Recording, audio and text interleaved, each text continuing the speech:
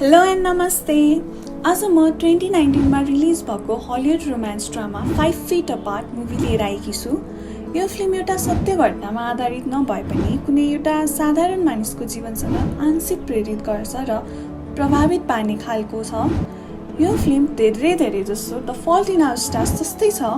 Overall यो movie मैले expect गरेको भन्दा धेरै नै राम्रो रहेछ। अरू रोमान्स ड्रामासमा भन्दा यसमा धेरै कलात्मक सौन्दर्य र एडभेन्चर यो फिल्ममा देखिन्छ।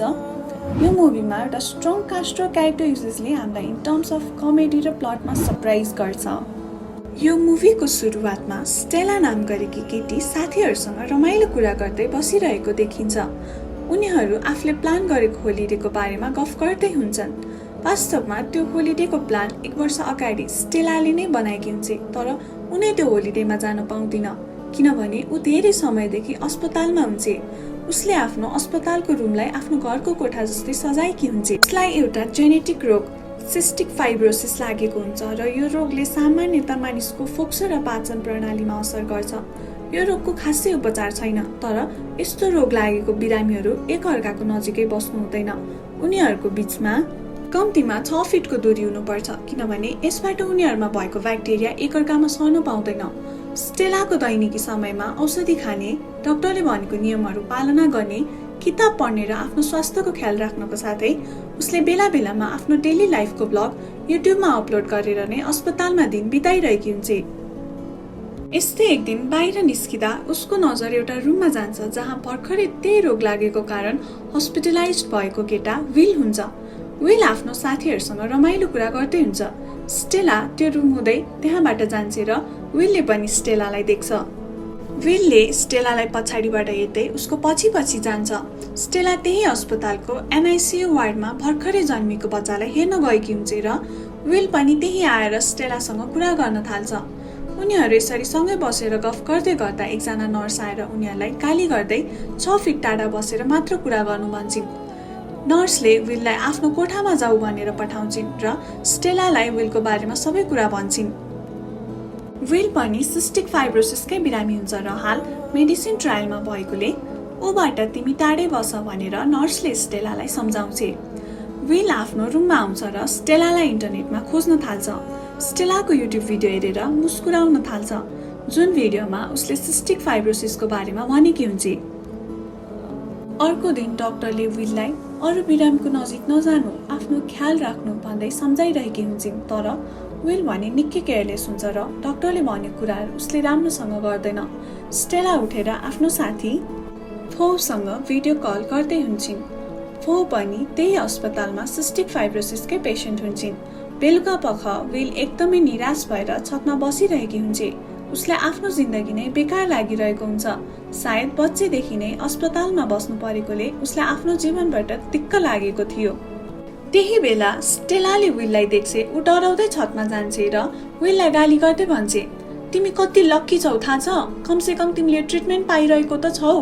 तिमीलाई मर्नु नै थियो भने किन यहाँ आएर समय बर्बाद गर्दैछौ? तिम्रो ठाउँमा अरू बाँच्ने चाहना भएको मानिसहरू यहाँ आउन सक्छन्। त्यसपछि विलले पनि त्यही माथिबाट खस्न लागेको जस्तो गरेर स्टेलालाई तर्साउँछ। स्टेला विलको व्यवहारबाट इरिटेट भएर उसलाई त्यही छाडेर आफ्नो रुममा फर्किन्छ। रुममा आइसकेपछि पनि स्टेलाले कुनै कुरामा ध्यान दिन सक्दिन। विलले आफ्नो लाइफलाई त्यसरी खेलवाडमा लिएको देखेर र उसले अस्पतालको नियमहरू पालना नगरेको देखेर स्टेलालाई धेरै रिस उठ्छ। स्टेलाको नेचर भनौँ यहाँ ओसिडी विलको व्यवहारले गर्दा उसको मन शान्त नै हुँदैन। त्यसैले ऊ विलको रुममा गएर उसलाई उसको रिज्युम माग्छ, जसमा उनीहरूले आफ्नो दैनिकी जीवनको बारेमा भन्न पर्ने हुन्छ। त्यो रिज्युम पनि विलले राम्ररी भरेको हुँदैन। त्यो देखेर स्टेला रिसाउँदै एनआइसियु वार्डमा जान्छ, जहाँ उसले बच्चाहरूलाई हेरेर आफ्नो मन शान्त पार्छ। विल पनि स्टेलालाई पछ्याउँदै त्यहाँ आउँछ र उसँग गफ गर्दा उसले थाहा पाउँछ कि स्टेलालाई सबै कुरा पर्फेक्ट वेमा चाहिन्छ। स्टेलाले विललाई औषधि समयमै खाने गर भन्छ, तर विलले स्टेलाले आफ्नो स्केच बनाउन दिए मात्रै उसले भनेको मान्छु भन्छ। स्टेलाले पहिले त मान्दिनन्, तर पछि केही सिप नलागेपछि स्टेलाले हुन्छ भन्छन्। यसरी उनीहरूको मित्रताको सुरुवात हुन्छ। विलले फोलाई पनि भेट्छ र फोले म स्टेलालाई बच्चेबाट चिन्छु र म उसलाई मन पराउँछु भन्छ, तर फोले मेरो बोयफ्रेन्ड छ भन्छ। वास्तवमा फोगी हुन्छ र उसको बोयफ्रेन्डको नाम माइकल हुन्छ। अब अर्को दिन स्टेला विलको रुममा तयार भएर जान्छे। उसको रुम सफा गरिदिन्छे, औषधि तयार पारिदिन्छे र विलको फोनमा एउटा एप इन्स्टल गरिदिन्छे। त्यो एपमा औषधि खाने समयमा अलार्म बज्ने सिस्टम हुन्छ। यो एप स्टेलाले नै बनाएकी हुन्छ। बिस्तारै विल र स्टेला एकअर्कासँग समय बिताउन थाल्छन्। उनीहरूले च्याटबाट नै कुरा गर्दै सँगै औषधि खान थाल्छन्। एक दिन जिममा शर्त अनुसार विलले स्टेलाको स्केच बनाउन थाल्छ। कुरा गर्दै जाँदा उनीहरूले एकअर्कालाई आफूलाई जीवनमा गर्न मन लागेका कुराहरू भन्छन्। केही दिनपछि विलले स्टेलालाई उसले बनाएको स्केच दिन्छ। त्यसमा उसले स्टेलाको कार्टुन बनाएको हुन्छ र त्यो कार्टुन स्टेलालाई मनपर्छ। उसले विललाई कल गर्छ र त्यो स्केच देखाउँदै मुस्कुराउँदै उनीहरू रमाइलो गफ गर्न थाल्छन्। त्यही कलको समयमा विलले स्टेलाको रुममा एउटा चित्र देख्छ र त्यसको बारेमा सोध्दा स्टेलाले त्यो चित्र उसलाई उसको दिदी एभीले दिएको भन्छ। विलले एभीको बारेमा प्रश्नहरू गर्न थाल्छ, तर यस्तैमा स्टेलाले रिसाउँदै हामी केवल औषधि खाने साथी मात्र हौं र एकअर्काको पर्सनल लाइफको बारेमा नजानेकै राम्रो हुन्छ भनेर फोन काटिदिन्छ। विललाई स्टेलाको यो बानी निकै वियर्ड लाग्छ। उसले आफ्नो साथीसँग बसेर स्टेलाको सबै भिडियो हेर्छ र एभीको बारेमा पनि केही जानकारी साथीहरूलाई खोज्न लगाउँछ। त्यसपछि उसलाई अन्दाज हुन्छ कि सायद एभी अब यो दुनियाँमा छैन भनेर। त्यसैले विलले स्टेलाको रुममा गएर के एभी मरिसकिन् भनेर सोध्छ। यसरी असंवेदनशील तरिकाले विलले गरेको प्रश्नले स्टेला रिसाउँछ, तर विलले हामी पनि त मर्दैछौँ भन्छ। यो सुनेर स्टेलाले मलाई थाहा छ म मर्दैछु भन्ने कुरा, तिमीले मलाई पटक पटक म मर्दैछु भनेर सम्झाउनु पर्दैन भनेर त्यहाँबाट जान्छे। विलले धेरै पटक कल गरेर स्टेलालाई फकाउन खोज्छ, तर उसले फोन उठाउँदिनन्। त्यसपछि विलले स्केच बनाएर स्टेलालाई सरी भन्छ। विलको यस्तो मेहनत देखेपछि उसले विललाई माफ गरिदिन्छ। स्टेलाको इन्फेक्सन बढ्दै गएकोले अपरेसन गर्नुपर्ने कुरा डाक्टरले उसलाई भनेको हुन्छ र यो कुरा स्टेलाले विललाई पनि भनेकी हुन्छ। अपरेसनमा उसको मृत्यु पनि हुन सक्ने थाहा पाएपछि निकै चिन्तित भएर ऊ रातभरि निदाउन सक्दिन। भोलिपल्ट स्टेलाको अपरेसन हुन्छ। विल सबैबाट लुकेर अपरेसन थिएटरमै जान्छ र एभीले गाउने गीत गाएर तिमीलाई केही हुँदैन भनेर स्टेलालाई सम्झाउँछ। यहाँ हामीलाई थाहा हुन्छ कि अब बिस्तारै विल र स्टेला एकअर्कालाई मन पराउन थालिसके। डाक्टर अपरेसन रुममा आइसकेपछि विल जन त्यहाँबाट कसैले नदेख्ने गरी बाहिर निस्किन्छ, तर उसलाई त्यही गाली गरे नर्सले देख्छ। बार्बले भन्छ म तिमीहरूलाई कतिचोटि सम्झाऊ, मलाई डर छ कतै तिमीहरूलाई केही भइहाल्छ कि भनेर। पहिला पनि यही वार्डमा एकजना जोडी तिमीहरू जस्तै नजिकिँदै गए र एकअर्कालाई माया गर्न थाले। त्यसको नतिजा उनीहरूको मृत्यु भयो। म फेरि यो घटना दोहोरिएको देख्न चाहदिन। तिमीहरू एकअर्काको नजिक हुन सक्दैनौ, यो असम्भव छ भनेर सम्झाउँछ। केही समयपछि स्टेलाको अपरेसन सक्सेसफुल हुन्छ र ऊ होसमा आउने बित्तिकै विललाई कल गर्छ, तर विलले उसको फोन उठाउँदैन। उसले धेरै भोइस मेसेज पनि पठाउँछ, तर त्यसको पनि रिप्लाई आउँदैन। केही दिनपछि स्टेला ठिक हुन्छ र उसले विललाई भेट्न बोलाउँछ। स्टेला मेकअप गरेर तयार भएर विललाई भेट्न जान्छ, तर त्यहाँ विल आउँदैन र फोलाई पठाइदिन्छ। फोले बार्बले भनेको सबै कुरा स्टेलालाई भन्छ र वास्तवमा विल स्टेलाको लागि नै उबाट टाढा भएको हुन्छ। त्यसपछि यो कुरा सुन्ने बित्तिकै विलको रुममा गएर उसको ढोका ढकढकाउँदै उसलाई सम्झाउन खोज्छ, तर विलले ढोका खोल्दैन। त्यसपछि उनीहरू एकअर्कालाई इग्नोर गरेर निराश हुँदै दिन बिताउन थाल्छन्। एक दिन स्टेला फोसँग कुरा गर्दै गर्दा एउटा आइडिया निकाल्छ र आफ्नो रुममा गएर सिस्टिक फाइब्रोसिसको बारेमा अर्को भिडियो बनाउन थाल्छ।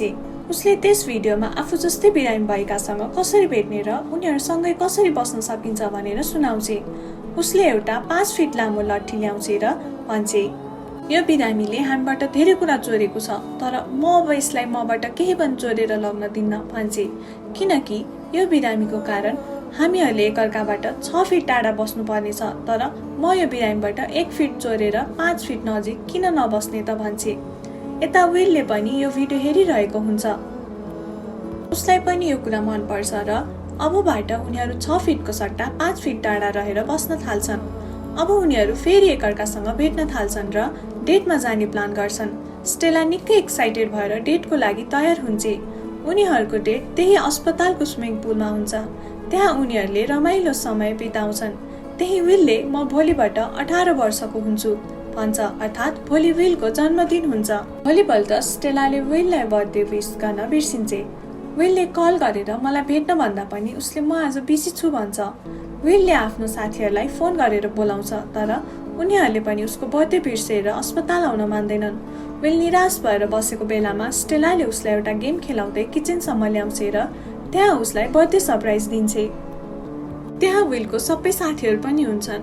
ऊ त्यो देखेर खुसी हुन्छ र यही सरप्राइजले गर्दा तिमीहरूले मलाई इग्नोर गरेको थियौ भन्छ।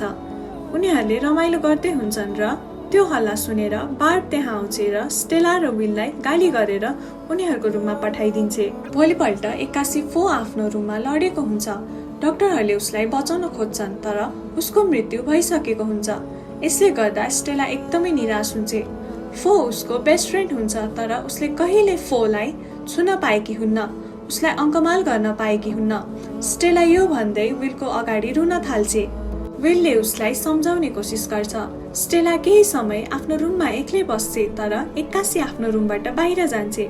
उसले विललाई बोलाएर हस्पिटलबाट बाहिर निस्केर सहरको लाइट हेर्न जाऊँ भन्छे, तर विलले मान्दैन र स्टेलालाई रुममा फर्कन भन्छ। स्टेलाले यो रोगको कारणले आजसम्म म स्वतन्त्र भएर बाँच्न पाएकी छैन। मैले आफ्नो जिन्दगी यही एउटा डरमै बिताएकी छु, तर एकचोटि यो डरलाई भुलेर मलाई खुसी भएर बाँच्नु छ भन्छे। स्टेलाले विलको हात समाउँदै र विलले उसलाई पहिले भनेको कुरा दोहोऱ्याउँछे। यो जिन्दगी हामीले सोचेको भन्दा निकै छोटो छ, त्यसैले खुलेर जिउनु पर्छ। स्टेलाको कुरा सुनेर विलले पनि मान्छ र दुवैजना आइस स्केटिङ गर्न थाल्छन्। यता अस्पतालमा भने स्टेलाको लागि लङ्सको डोनर पाइन्छ, जसले गर्दा स्टेला आनन्दले 5 वर्षसम्म बाँच्न सक्ने भएकाले उसलाई अपरेसनको लागि तयार गर भनेर डाक्टरले बार्बलाई भन्छ। जब बार्ब स्टेलाको रुममा जान्छे, त्यहाँ कोही नदेखेपछि उसले स्टेलालाई तिम्रो लागि डोनर पाइयो भनेर मेसेज गर्छे। यता विलले स्टेलालाई प्रपोज गर्छ र दुवैले एकअर्कालाई आई लभ यु भन्छन्। त्यही बेला उसले बार्बको मेसेज देख्छे। त्यो मेसेज पढेर स्टेलालाई अस्पताल जान मन हुँदैन। ऊ विलसँगै त्यही रमाइलो मानेर बसिरहेकी हुन्छे। यता अस्पतालमा उनीहरू दुवैको अभिभावक आउनु भएको हुन्छ। विलको ममले उसलाई मेसेज गरेर स्टेलाको लागि डोनर पाइयो भन्छन्। विलले स्टेलालाई अस्पताल जान कर गर्छ, तर स्टेला भने जान मान्दिन। त्यही बेला स्टेला आइसमा खस्छे र प्रेसरको कारणले गर्दा आइस फुट्छ र स्टेला त्यही तल पानीमा डुब्छे। विल पनि भित्र पसेर बल्ल तल्ल स्टेलालाई बाहिर निकाल्छ, तर स्टेलालाई होस आउँदैन। त्यसैले उसले स्टेलालाई बचाउन अरू कुनै उपाय नदेखेर माउथ टु माउथ ब्रिदिङ दिन्छ। यो स्टेलाको लागि खतरा हुन सक्थ्यो, तर स्टेलाको धड्कन नै नचलेकाले केही नसोची उसलाई त्यो पलमा बचाउने कोसिस गर्छ। विल पनि केही बेरपछि त्यही बेहोस भएर पल्टिन्छ। उनीहरू दुवैलाई अस्पताल ल्याइन्छ र स्टेलालाई अपरेसन थिएटरमा लग्न लाग्दा ऊ विललाई नै खोजिरहेकी हुन्छे। म विललाई माया गर्छु र ऊ बिना यो मेरो जिन्दगीको केही अर्थ छैन। म अपरेसन गर्दिन, तर विलले मेरो लागि भए पनि अपरेसन गर भनेपछि स्टेलाले अपरेसनको लागि तयार हुन्छे। स्टेलाको अपरेसन सक्सेस हुन्छ, तर उसलाई होस आएको हुँदैन। यता विलको भने औषधिले काम गरेको हुँदैन। उसलाई स्टेलाको ब्याक्टेरियाले इन्फेक्ट गरेको हुन्छ, तर स्टेलालाई भने केही इन्फेक्सन भएको हुँदैन। उसले आफ्नो साथीसँग मिलेर एउटा प्लान बनाउँछ। जति बेला स्टेलाको होस आउँछ, त्यति बेला उसले सिसाको अर्को पट्टिबाट मलाई मैले गरेको कुरामा केही रिग्रेट छैन, तर मैले तिमीलाई लाइट नै देखाउन पाइनँ। उसले पुरै रुममा लाइट बाल्छ र भन्छ, सरी स्टेला, म तिमीबाट टाढा जानुपर्छ। यदि म तिमीसँग भयो भने तिमीले यो नयाँ लङ्स पाएको केही फाइदा हुँदैन। म तिमीसँग बस्न चाहन्छु, तर म सक्दिनँ। तिमी मेरो लागि भए पनि सेफ हुनुपर्छ भन्दै उसलाई आँखा बन्द गर्न लगाउँछ। तिमीले मलाई हेर्यो भने म यहाँबाट जानै सक्दिनँ भनेर सुनाउँछ, तर स्टेलाले मान्दिन। अन्तिममा विलले धेरै कर गरेपछि उसले रुँदै आँखा बन्द गर्छ र विलले I love you so much Stella भनेर त्यहाँबाट जान्छ। यो मोमेन्ट निकै इमोसनल हुन्छ, किनभने यो उनीहरूको अन्तिम भेट हुन्छ। मुभीमा अन्तिममा विलको मृत्यु भएको देखाइएको छैन, तर यो कुरा क्लियर छ कि लास्टमा विलको मृत्यु नै हुन्छ। स्टेलाको ममले उसलाई विलले दिएको गिफ्ट दिनुहुन्छ। त्यसमा उसले स्टेला र आफ्नो मोमेन्टहरूको स्केच बनाएको हुन्छ। यो देखेर स्टेला धेरै रुन्छे र केही दिनपछि उसले आफ्नो युट्युबमा एउटा भिडियो राख्छे। र त्यसमा उसले आफूले माया गरेको मानिसको स्पर्श कति महत्त्वपूर्ण हुन्छ भन्दै हुन्छे। यसमा यो मुभीको अन्त्य हुन्छ। आशा छ हजुरहरूलाई यो मुभी मन पर्नेछ। यो भिडियो कस्तो लाग्यो लाइक कमेन्ट गर्न नबिर्सिनुहोला र अरू यस्तै भिडियोहरू हेर्नलाई कोपी च्यानललाई सब्स्क्राइब गर्नुहोला।